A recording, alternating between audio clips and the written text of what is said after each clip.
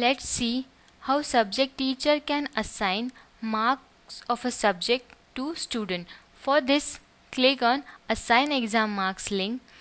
On the screen, you can select exam and assign marks to the subject of selected exam.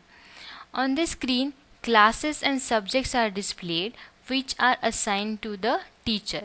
At the top, different legends are displayed to indicate the different statuses of marks assignment.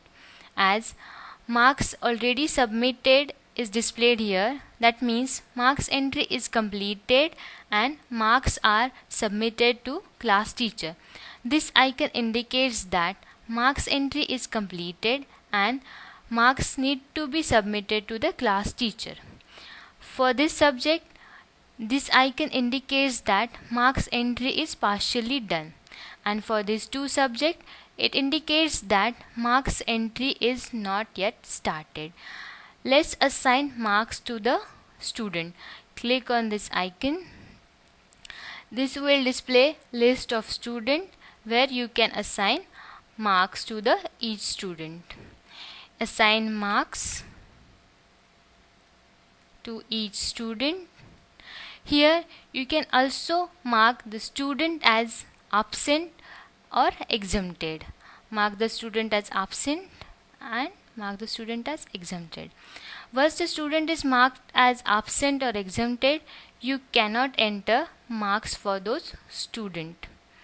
And click on Save button to save the marks entry.